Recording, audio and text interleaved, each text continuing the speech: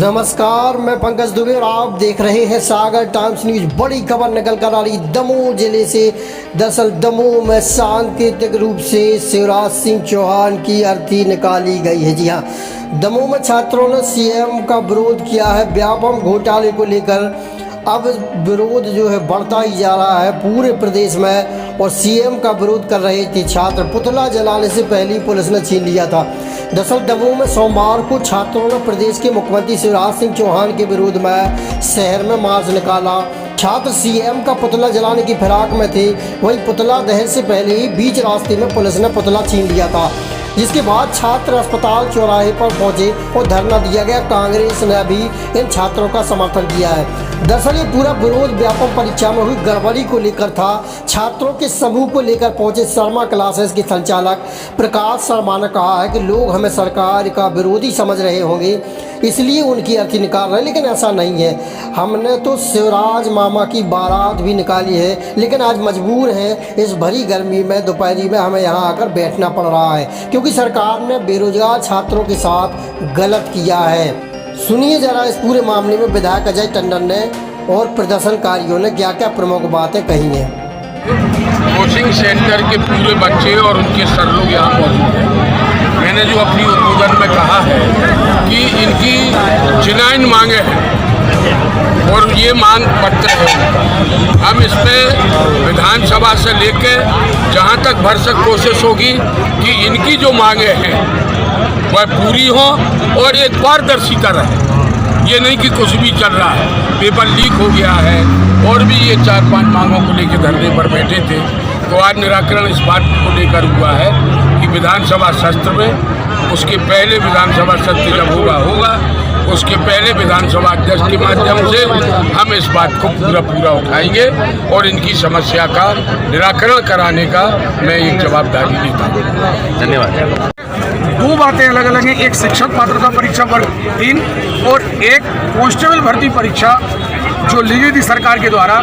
इसमें जो रिजल्ट बनाया गया है बहुत ही गोलमाल तरीके से बनाया गया है। छात्र बिल्कुल आक्रोशित है। सबसे पहला मुद्दा तो ये कि रिजल्ट जो है वो गोलमाल तरीके से बनाया गया है। जैसे मान के चलिए कोई स्टूडेंट एग्जाम देता है तो उसे ये नहीं पता कि मेरे नंबर कितने आए हैं, सीधा है क्वालिफाई है या नॉट क्वालिफाई है।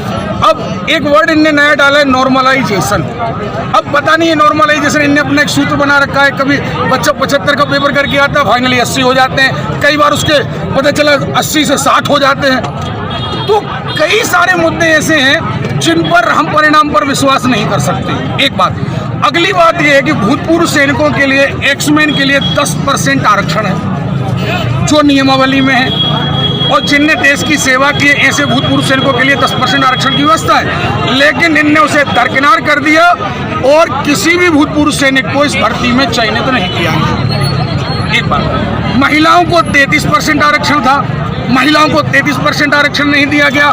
मतलब ओवरऑल यदि हम देखें तो ये रिजल्ट सरकार की मात्र मनमानी है, अपने तरीके से रिजल्ट जारी करना है। इसे ना तो न्यायपूर्ण माना जा सकता है, ना ही किसी तरीके से हम परीक्षा परिणाम कह सकते हैं। इसे हम कह सकते हैं तानाशाही आदेश। ये सरकार के द्वारा तानाशाही आदेश जारी, आप कह सकते हैं ऐसा। लेकिन अगर रिजल्ट के तौर पर देखें, अगर आपका बच्चा ही परीक्षा दे रहा है तो आपको पता नहीं कि आपका बच्चा कितने नंबर लाया, बस आपको ये पता है। दूसरी बात, एक नई बात, आपने 100 लोगों ने परीक्षा दी है, 100 की लिस्ट नहीं टंगी।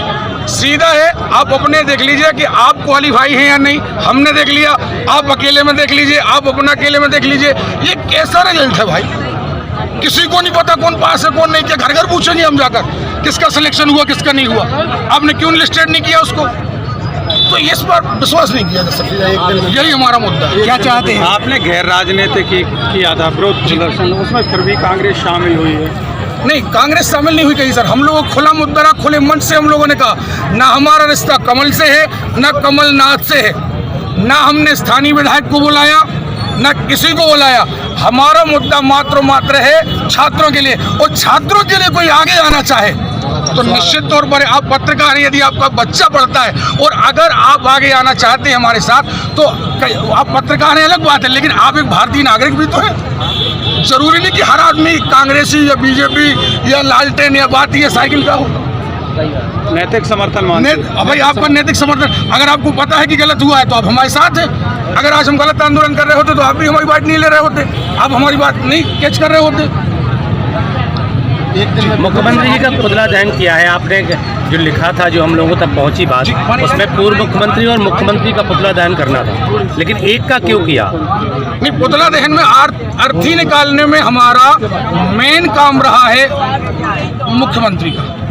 देखिए सर, आप भी जानते हैं, आप पढ़े लिखे और हम लोगों से ज़्यादा अनुभवी हैं, सारी दुनिया आप लोग कवर करते हैं। शासन जिसका हो, जिसके ने हमारे साथ अन्याय किया हो, हमने ये बात जरूर रखी है और ये हमारा नैतिक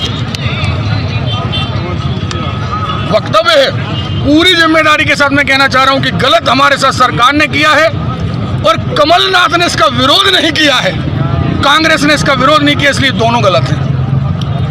विपक्ष की जवाबदारी कमलनाथ जी को निभाना है और सरकार की जवाबदारी माननीय शिवराज सिंह जी को निभाना है।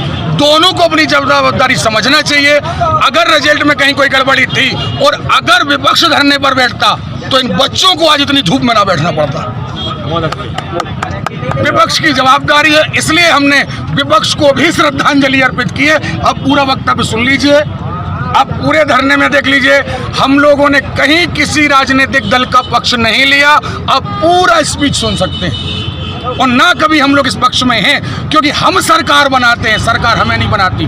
वो लोग गुलामी से ग्रसित हो चुके हैं जो मानते हैं कि हम बीजेपी के हैं, कांग्रेस के हैं। अरे हमसे बीजेपी है, हमसे कांग्रेस है, जनता से सारे नेता हैं, नेता से जनता नहीं। तो ना हम बीजेपी के हैं ना हम कांग्रेस के।